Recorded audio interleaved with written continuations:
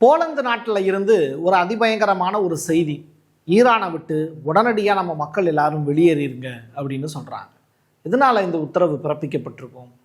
உங்களுக்கும் தெரியும், எனக்கும் தெரியும். ஆனால் நமக்கு தெரியாத ஒரு விஷயம் இருக்குது. சாக்கோஸ் அப்படின்னு சொல்லிட்டு ஒரு தீவு. அந்த தீவில் அமெரிக்காவுக்கு சில வேலைகள் இருக்குது. ஈரானோட போர் நடத்துவதற்கான ஒரு பெரிய வாய்ப்பு அந்த தீவை வச்சு தான் அவங்க பிளான் பண்ணியிருக்காங்க. இப்போது அந்த தீவை மொரீஷியஸுக்கு விற்பது தொடர்பாக இங்கிலாந்து முடிவு பண்ணியிருக்கு. இது அமெரிக்காவுக்கான ஒரு பெரிய சங்கட்டமாக பார்க்கப்படுது. ஈரானை அடிக்கிறதுக்கான சரியான இடம் அது. இப்படிப்பட்ட நேரத்தில் அது கிடைக்காட்டி அமெரிக்காவுக்கு பெரிய நட்டம். என்ன செய்ய போகுது அமெரிக்கா? சீனா ஜோர்டானுடைய மிக முக்கியமான ஒரு புகைப்படத்தை சேட்டலைட்டில் இருந்து கவர் பண்ணி வெளியிட்டிருக்காங்க. அதில் காட்டியிருக்கக்கூடிய காட்சிகளை பார்த்தீங்கன்னா நீங்கள் ஷாக் ஆகிடுவீங்க. இன்னொரு புறம் போர் நடந்துடக்கூடாது அப்படின்னு யுஎஸ்னுடைய காங்கிரஸ் சபை இருக்குல்ல, அதில் இருக்கக்கூடிய மெம்பர்ஸ் இருக்காங்கல்ல, அவங்கெல்லாம் சில முக்கியமான நடவடிக்கையில் ஈடுபட்டுக்கிட்டு இருக்காங்க. அது ட்ரம்பினுடைய அந்த போர் நடவடிக்கைக்கு எதிராக இருக்குது. என்ன செஞ்சுக்கிட்டு இருக்காங்க? ஈரான் மீது இந்த 48 மணி நேரத்தில் அட்டாக் நடத்துறதுக்கு இராணுவ நடவடிக்கையா இல்லை யுஎஸ் காங்கிரஸினுடைய ஒப்புதலோடு போரா? இதுதான் ட்ரம்ப்புக்கு இருக்கக்கூடிய தற்போதைய நெருக்கடி. இதை சமாளித்ததற்கு பிறகு தான் ஈரானை அவர் சமாளிப்பாரா அப்படிங்கிற அந்த பிரச்சனையை பற்றி நம்ம பேச முடியும். டீட்டெயில்டாக ஏகப்பட்ட ரிப்போர்ட் இருக்குது. பேசுவோமா? வாங்க பார்க்கலாம் உறவுகளே. இது பிரசாத் சிக்னேச்சர். தென்னிந்தியாவின் கட்டடக்கலை ராஜாக்கள் creator constructions and north west interiors உங்களோட கனவு இல்லத்தை பிரம்மாண்டமாக கட்டி கொடுக்குறாங்க கிரியேட்டர் கன்ஸ்ட்ரக்ஷன்ஸ். அதோட கட்டி கொடுத்த வீட்டை இன்டீரியர் பண்ணி அழகாக்குறாங்க நார்த் வெஸ்ட் இன்டீரியர்ஸ். தொடர்புக்கு 72907991. உங்களுடைய தொழில் சம்பந்தமான விளம்பரங்களை நமது சேனலில் ஒளிபரப்ப உங்களுக்கான அருமையான வாய்ப்பு. ஈரானோட நாடாளுமன்ற சபாநாயகர் இருக்கார்ல, அவருக்கு ஒரு ஆலோசகர் இருப்பார்ல, அவர் ஒரு ஸ்டேட்மெண்ட்டை இப்போது IRIBக்கு இன்டர்வியூவாக கொடுத்துருக்கார். அமெரிக்காவுக்கு பாடம் கற்பிப்பது உலகத்தில் வேறு எந்த நாடாகவும் இருக்காது, அது ஈரானாகத்தான் இருக்க முடியும். வரிஞ்சு கட்டி சண்டைக்கு வாங்க, நாங்கள் ரெடி. சண்டைக்கு வராமல் மட்டும் இருந்துடாதீங்க. அது உலகத்திற்கு ஈரான் யாருன்னு புரிய வைக்கிறதுக்கு முடியாமல் போயிடும். அதனால் தயவுசெய்து சண்டைக்கு வாங்க அப்படின்னு கூப்பிட்டுருக்காங்க. இப்படி இது மாதிரி ஒரு விஷயத்தை கூப்பிட்டு அமெரிக்கா சண்டைக்கு போகலைன்னா அமெரிக்காவுக்கு அசிங்கம் இல்லையா? IAEAவினுடைய தலைவர், அதாவது உலகளாவிய அளவில் அணுசக்தியினுடைய இயக்கம் அது எவ்வளவு ஒவ்வொரு நாட்டிலையும் இருக்கணும் அப்படிங்கிறத அனௌன்ஸ் பண்ணுறவங்க, அது ரிலேட்டடாக வாட்சிங் டாக் அப்படிம்பாங்க. ஸோ அந்த டாக் சொல்லியிருக்கக்கூடிய விஷயம் என்னென்னா, வாட்சிங் டாக், சரியா? தனிப்பட்ட முறையில் அந்த வார்த்தையை பயன்படுத்தினா தப்பாயிடும். ஸோ குரோஷி அவர் சொல்லியிருக்கக்கூடிய விஷயம், நாங்கள் ஜெனீவாவில் நடந்த மாநாட்டில் ஒரு குறிப்பிட்ட அளவு முன்னேற்றம் அடைஞ்சிட்டோம் பேச்சுவார்த்தையில். ஆனால் அடுத்த ஸ்டெப்பு பேசுகிறதுக்கான நேரத்தை இப்போ கொடுக்க மாட்டுறாங்க. நாங்கள் ஈரானில் ஜூன் மாதம் போய் ஆய்வு பண்ணப்போ எங்களுக்கு இருந்த சுச்சுவேஷன் வேறு. அதற்கு பிறகு CCTV காட்சிகள் எல்லாமே அகற்றப்பட்டது. இப்போ ஈரானில் என்ன நடந்திருக்குங்கிறது எங்களுக்கு தெரியாது. ஸோ அதை சொல்லுங்கன்னு கேட்குறோம், அவங்க சொல்ல மாட்டுறாங்க. அணு ஆயுதம் தயாரிச்சிட்டிங்களான்னு கேட்குறோம், அதையும் சொல்ல மாட்டுறாங்க. ஆனால் அணு ஆயுதத்தை உலக நாடுகள் கைவிடணும் அப்படிங்கிற ஸ்டேட்மெண்ட்டை சொல்கிறாங்க. உலக நாடுகள் கைவிட்டது அப்படின்னா ஈரானும் அமைதிக்காகவே அணு ஆயுதத்தை பயன்படுத்தும்னு சொல்கிறாங்க. இதை நாங்கள் எப்படி புரிஞ்சுக்கிறது? தர்ம சங்கடமான ஒரு நிலையில் நாங்கள் இருக்கோம் அப்படின்னு IAEA இப்போ வருத்தப்பட்டு செய்தியை சொல்கிறாங்க. நிறையா விஷயம் பேசியிருப்பாங்க போல். ரஷ்யாவோட டூம்ஸ்டே விமானம் அது டைரக்டாக இப்போ எங்கே போய் இறங்கியிருக்கு, தரையிறங்கியிருக்குன்னா டெக்ரானில் போய் தரையிறங்கியிருக்கு. இந்த டூம்ஸ்டே விமானத்தில் ஒரு இடத்துல இருந்து இன்னொரு இடத்துக்கு இந்த டூம்ஸ்டே மூவ் ஆகுது அப்படின்னா ரொம்ப ரொம்ப முக்கியத்துவம் வாய்ந்த ஒரு விஷயமாக தான் இருக்கும். அவ்வளவு எளிமையாக அந்த டூம்ஸ்டே விமானத்தை நகட்ட மாட்டாங்க. அமெரிக்காவில் அப்படி ஒரு விமானம் இருக்குது, ரஷ்யாவில் ஒரு விமானம் இருக்குது. போர்க்காலங்களில் மட்டும்தான் அந்த மாதிரியான விமானங்களை நகட்டுவாங்க. இந்த நகட்டல் அப்படிங்கிறது ஒரு தலைவருடைய இடமாற்றமாக கூட இருக்கலாம், அது கமினி அவர்களுடைய இடமாற்றமாக இருக்கலாம், அவரை பாதுகாப்பதற்காக செய்யப்பட்டு இருக்கக்கூடிய வசதியாக இருக்கலாம். அமெரிக்காவிலேயே அந்த டூம்ஸ்டே விமானம் இருக்குன்னு சொன்னேன்ல, அது தலைவர்களுக்காக மட்டுமே டிசைன் செய்யப்பட்டது. எந்த ஏவுகணைகளும் தாக்க முடியாத அளவிற்கு வல்லமை படைத்தது அந்த ஒரு டூம்ஸ்டே விமானம். ரஷ்யாவில் டூம்ஸ்டே வானொலி இருக்குன்னு ஃபஸ்ட்டு சொன்னது நம்ம தான், தமிழ்நாட்டு சேனல்களில். அதற்கு பிறகு டூம்ஸ்டே விமானத்தை தாண்டி டூம்ஸ்டே விமானம் இருக்குல்ல, இப்போ அது டெக்ரானில் தரையிறங்கு இருக்குது அப்படின்னு சொல்கிறோம். அமெரிக்காவினுடைய ஒரே ஒரு வேண்டுகோள் ரிசா பக்லவியினுடைய ஆட்சியை நிறுவுறது. அதற்கு பதிலாக கமினி அவர்களை ரஷ்யாவுக்கு நாடு கடத்துறது. இப்போ ரஷ்யா செய்திருக்கக்கூடிய இந்த நிகழ்வு கமினி அவர்களை பாதுகாப்பதற்காக அப்படின்னு சொல்லப்படுது. போருக்கு தயாராகுங்கள் அப்படின்னு நெதன்யாகு இப்போ அனௌன்ஸ்மெண்ட் கொடுத்துருக்கார். இஸ்ரேலில் இருக்கக்கூடிய இராணுவ வீரர்கள் யாருக்கும் கொடுக்கப்பட்ட லீவ் அப்படிங்கிறது கேன்சல் ஆகிருக்கு.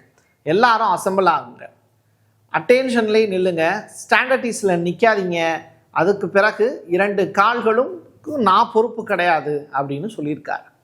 இது நான் கொஞ்சம் ஓவராக சொல்கிறேன். பட் அவங்க மிலிட்ரியை ரெடி பண்ணுறாங்க. 1,00,000 வீரர்கள் எப்போவுமே இஸ்ரேலில் ரெடியாக இருப்பாங்க. இப்போ கூடுதலாக 2,00,000 வீரர்களை சேர்ப்பதற்கான வேலையை செய்கிறாங்க. அது மட்டும் கிடையாது, போலந்தில் இருக்கக்கூடிய ஒரு முக்கியமான அனௌன்ஸ்மெண்ட்டும் வெளியாயிருக்கு. ஈரானில் இருக்கக்கூடிய போலந்து வாசிகள் உடனடியாக ஈரானை விட்டு வெளியேறுங்கள், அந்த நாடு இப்போதைக்கு உங்களுக்கு பாதுகாப்பானது அல்ல, அங்கே போர் நடக்கிறதுக்கான வாய்ப்பு இருக்குது அப்படின்னு சொல்லி தன்னுடைய மக்களை உடனடியாக ஃப்ளைட் அனுப்பிச்சு அங்கேருந்து தன்னுடைய நாட்டுக்கு கூட்டிகிட்டு போகிறாங்க. அப்போ போர் நடக்க போதா பிரசாத் அப்படின்னு கேட்டால் ஜஸ்ட் 48 hours ரொம்ப பெரிய அளவில் மாற்றங்கள் நிகழப்போகுது.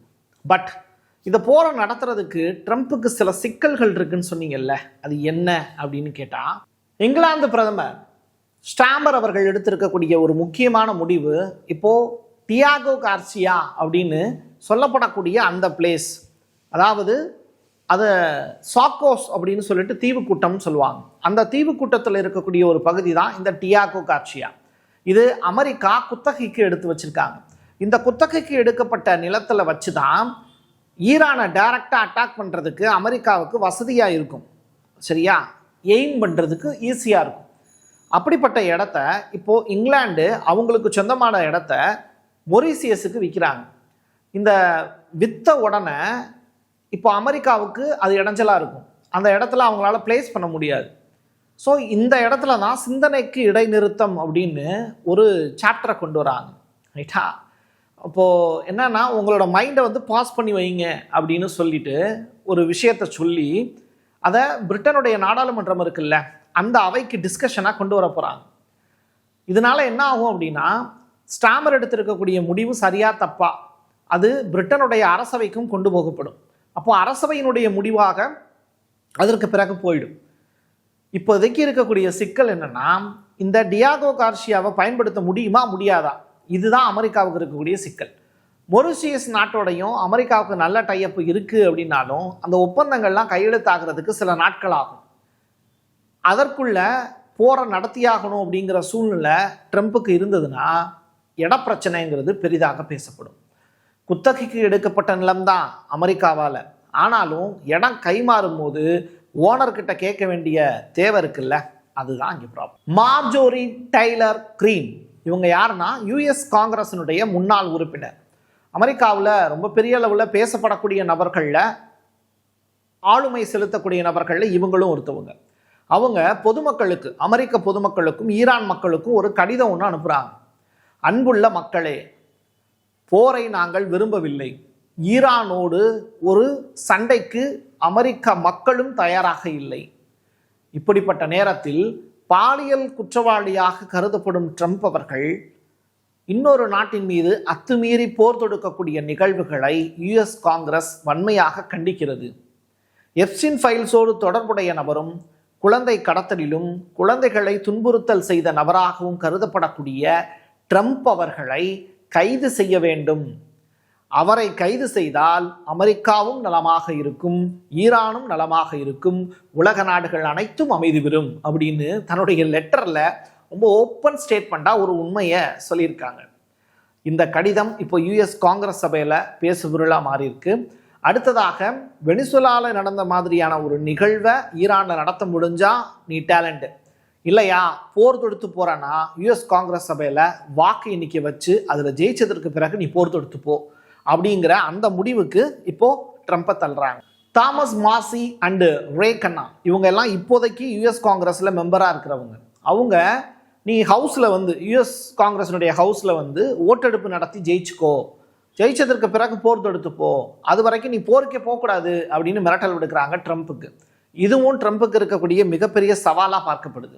காசா இந்த வார்த்தையும் இப்போ பேசு பொருளாக மாறி இருக்கு. ட்ரம்ப்புங்கிற பிஸ்னஸ் மேனுக்கு காசா ஒரு அழகான கிணறு மாதிரி. அந்த கிணறை வந்து நான் குத்தகைக்கு எடுத்து அந்த கிணத்துல இருந்து எண்ணெயெல்லாம் எடுத்துக்கணும். எண்ணெயை வந்து பங்கு போட விரும்பக்கூடிய பங்காளிகளாக காசா மக்களை அவர் நினைக்கல. ஆனால் பங்காளிகளாக நான் மற்ற நாட்டை சேர்ந்த மிக முக்கியமான தலைகளை சேர்த்துக்கிறேன், அவங்கக்கிட்ட இருந்து காசு வாங்கிக்கிறேன். அதே நேரத்தில் டாலருடைய ரேட்டையும் குறையாமல் பார்த்துக்கிறேன், எண்ணெய் சப்ளையையும் நானே எடுத்துக்கிறேன். வியாபாரி நான், உங்கள் காசை கொடுத்து வாங்கிக்கோங்க, டாலர் ஸ்டேபிளாக இருக்கும். அதே நேரத்தில் எண்ணெய் சப்ளையும் நடந்துக்கிட்டே இருக்கும். ஒரு வார நிப்பாட்டின பெருமை கிடைக்கும். எல்லாரும் பிஸ்னஸ் மேன் ஆயிடலாம். அந்த பிஸ்னஸ் மேன் அப்படின்னு சொல்லப்படக்கூடிய அந்த குரூப்புக்கு நான் தலைவனாக போகிறேன். இதுதான் அவருடைய பிளான். ஐக்கிய நாடுகள் சபையை கலைக்க போகிறோம் அப்படிங்கிற முடிவும் எடுத்திருக்காங்க. ஸோ இப்படிப்பட்ட அடுத்த மீட்டிங் ஒன்று காசாவில் இந்த போர்ட் ஆஃப் பீஸ் மீட்டிங் நடத்தணும் அப்படின்னா அவருக்கு இருக்கக்கூடிய சிக்கல், நெதன்யாகுவுக்கு அழுத்தம் கொடுக்கணும், நெதன்யாகுவை அமைதியாக இருக்க சொல்லணும், நெதன்யாகுவை பாலஸ்தீன மக்களுக்கு சாதகமாக பேசுவதற்கான வார்த்தைகளை பயன்படுத்த சொல்லணும். இது எல்லாமே ட்ரம்ப்புக்கு இருக்கக்கூடிய அழுத்தம்.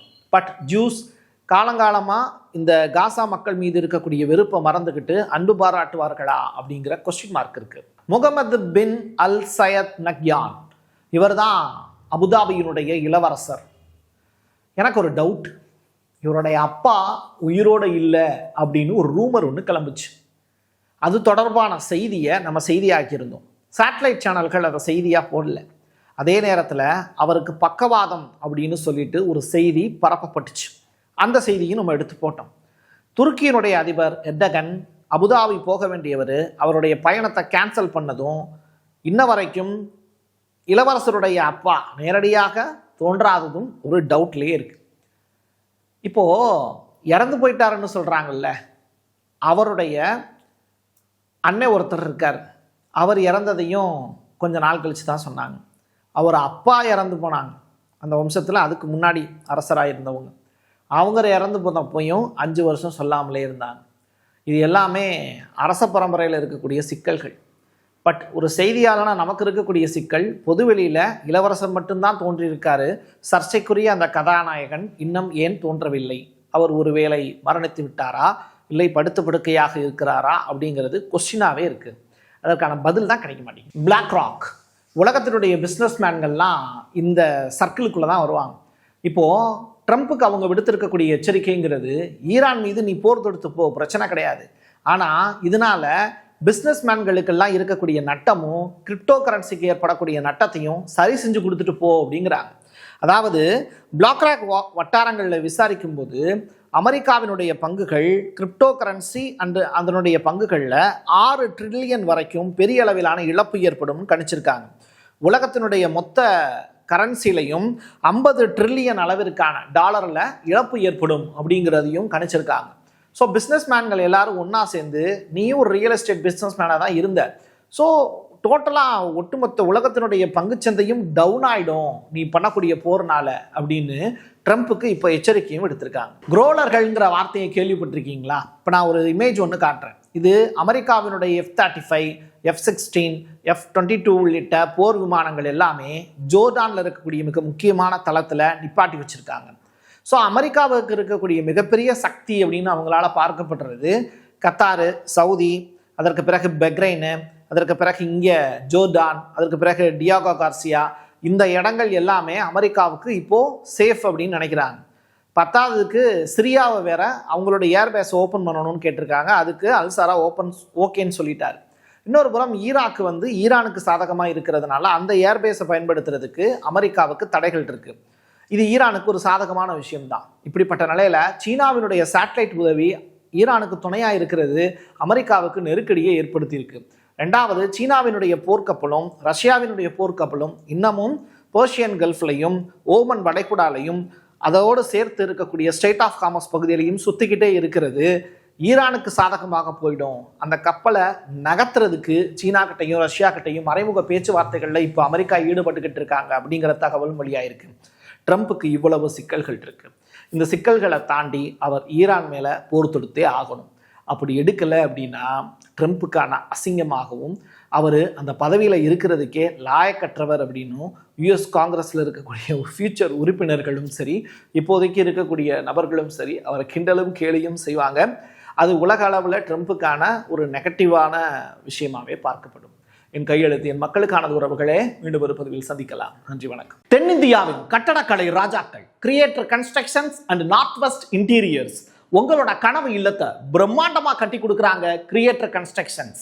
அதோட கட்டி கொடுத்த வீட்டை இன்டீரியர் பண்ணி அழகாக்குறாங்க north west interiors.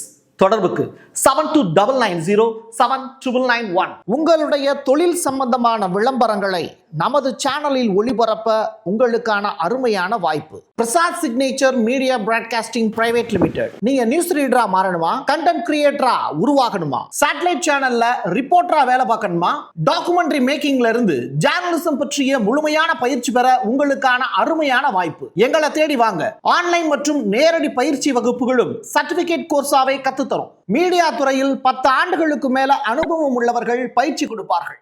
Voice over தொடங்கி வாய்ஸ்லெஸ் பீப்புளுக்காக உங்களை சிறந்த ஜேர்னலிஸ்டா உருவாக்க வேண்டியது எங்களோட பொறுப்பு. ஸ்கூல்ஸ் அண்ட் காலேஜஸ்ல ஜூனியர் ஜேர்னலிஸ்ட்ங்கிற பேர்ல ஒர்க் ஷாப்பும் கண்டக்ட் பண்ணி கொடுக்கிறோம். மோட்டிவேஷனல் ஸ்பீக்கரா கடந்த 15 ஆண்டுகளா கல்வி நிறுவனங்களுக்கு நிகழ்ச்சிகளும் நடத்தி தரோம். தொடர்புக்கு 9944790333 94493594 prasadsignature@gmail.com.